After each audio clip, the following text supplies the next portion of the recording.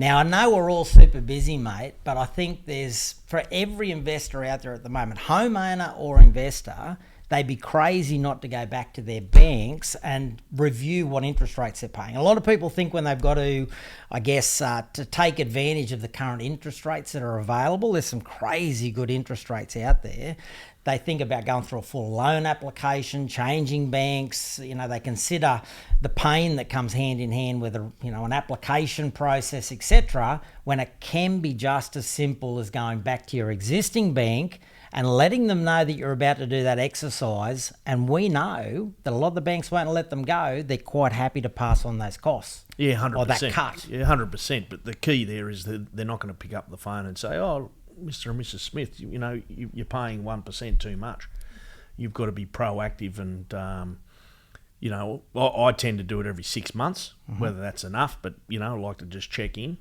But there's some really good rates at the moment, and a little bit of talk about potentially we're at the bottom and we may see some increases. I think based on these last set of lockdowns, deflation, not inflation. It's going to be years before there's any rise in interest rates. That's the way I see it. But at the end of the day, 0.5%, if you're paying 0.5% over the life of the loan, it could be hundreds. Sure. Mate, I know that just in the last 60 days, some of the, I think the most attractive loans have been handed down. We've been seeing them come out to family homes, but I believe in the last 60 days we've seen a number of the big banks come out with incredibly attractive offers for the investor market. I know one of my main lenders and so forth is now reviewed and is passing on those benefits to me across a number of properties that I have.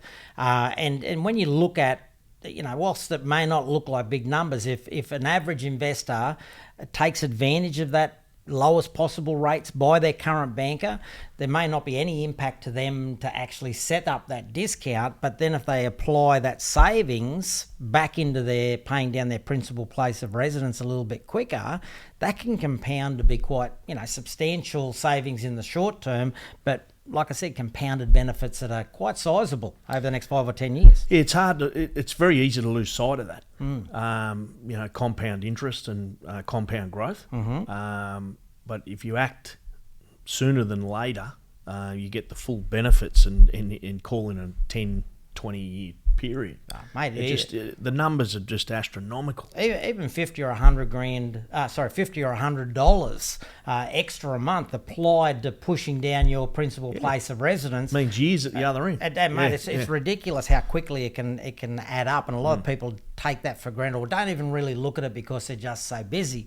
So I guess the advice to anyone listening would be: are you paying as low interest rate as you can? Do a little bit of Googling. Have a little look at what's out there, and then go back to your bank and kind of go, I'm starting to investigate this. What can you do to match it? And the banks are making, I think they're just about to come out with some reporting as far as the yearly profits they've made. They're still making billions, which is good. That's what's saved the Australian economy. That with the Australian government stimulus, but credit to the banks.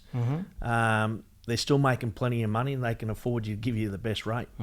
Yeah, mate, look, I think it's, it definitely is time to ask your banks what's the best deal they can put forward. Yeah, it is.